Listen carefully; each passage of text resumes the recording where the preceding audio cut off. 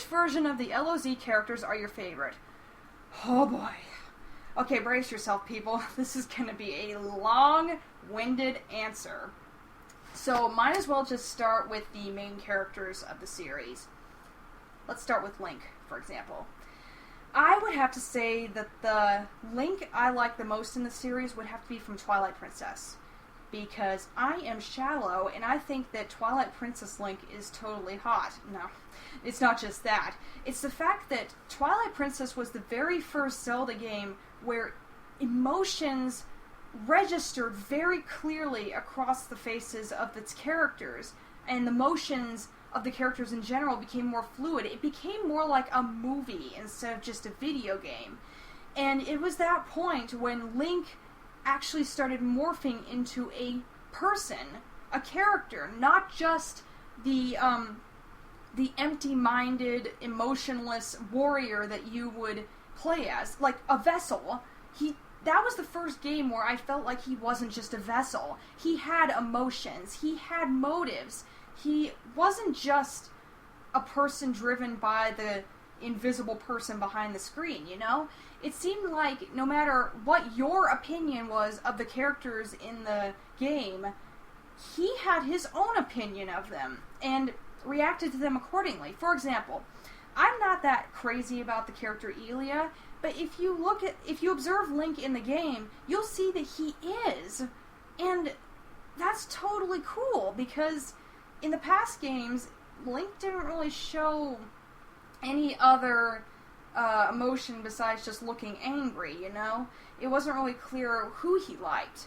But in this game, it was so clear, because, he would be surprised, he would be sad, he would be truly furious, and sometimes he would be happy. And I thought that was such a turning point with the development of the game, is giving Link a definite personality. I would say normally that Skyward Sword has the better Link because he exhibits even more emotion, but Twilight Princess, that was the beginning, and that will always hold a special place in my heart at the time Link really became a person, a character. So, moving on from him, Princess Zelda. I would have to say that my two favorite incarnations of Zelda would be Wind Waker and... Okay, 3 incarnations, sorry. It would be Ocarina of Time, Wind Waker, and Skyward Sword. Why? Because in Ocarina of Time, Princess Zelda starts out as the standard princess. But along the way, she develops this totally badass alter ego. I mean, seriously, Sheik is awesome. I love Sheik in that game. I think he is a totally amazing character. He's probably my favorite character in the Ocarina of Time universe because he's so insightful. He teaches these lessons they are uncommon for Zelda games. They are so out there and so whimsical, and he is such a wise, cool judo character, mysterious. I just love that. I love that they turned Princess Zelda into somebody other than just the standard princess. I just love that alter ego that they gave to Zelda in that game.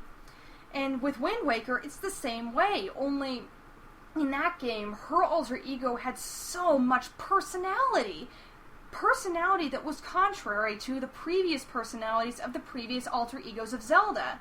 Tetra has so much style and spunk and spirit. I mean, I've never seen that before in a Zelda character, an incarnation of Zelda before. I've never seen that.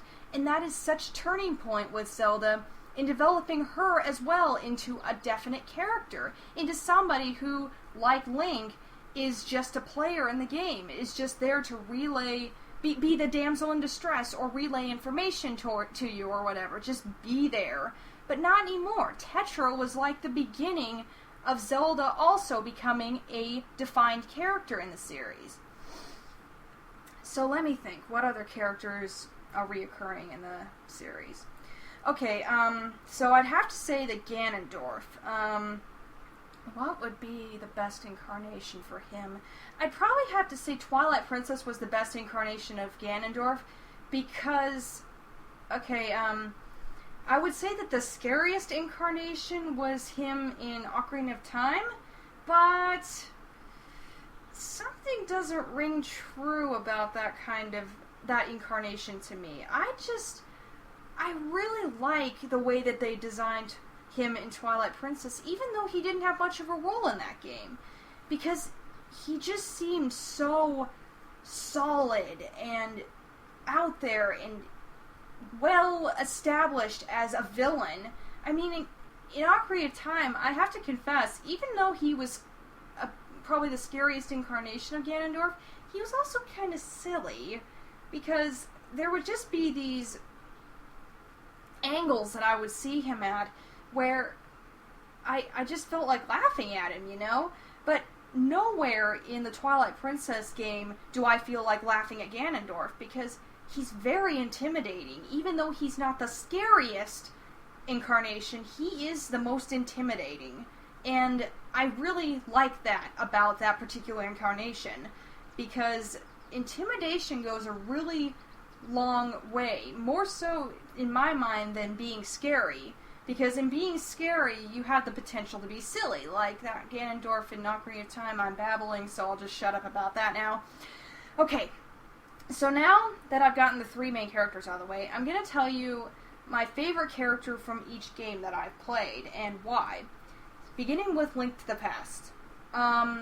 In Link to the Past, I would have to say that Aghanim is probably my favorite character, because that game doesn't really go into character development very well. And I know it was early in the series, I know it was like the third game and all, but it still felt like there could be more character development with these characters. But I felt that Aghanim was one of the only characters in that game that had any real character development, and he really didn't have that much. So, Link to the Past is not a favorite of mine for that reason mainly, because it's more about the adventure part of it rather than doing any story development. So I can't really come up with a good character to pick for that, so I guess Aghanim would be the way to go, but I'm not feeling too strongly about that one. So moving on to Ocarina of Time, I already said that Sheik was my favorite, and why, so I'm going to continue on to Majora's Mask. And the character that's my favorite in this game is one of my favorites in the entire series, and that's the Happy Mask Salesman.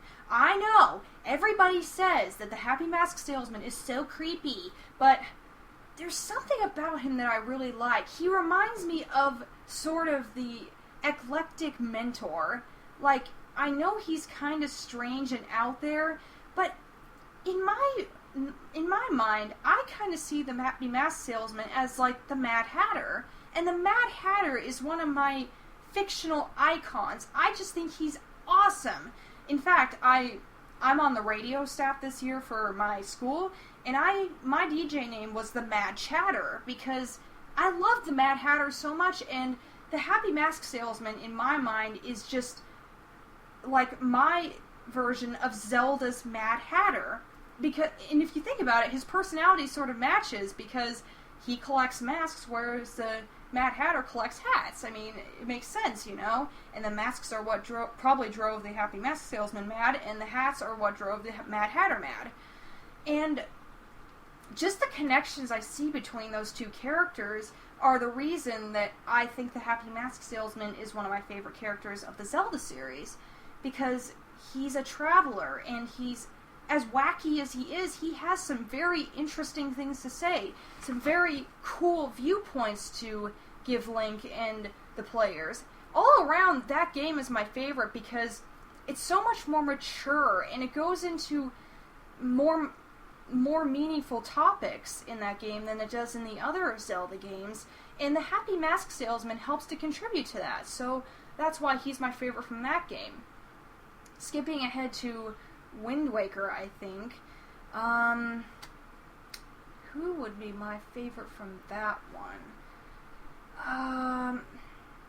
I might have to say the King of Red Lions, because I really formed this emotional connection with the King of Red Lions during the game.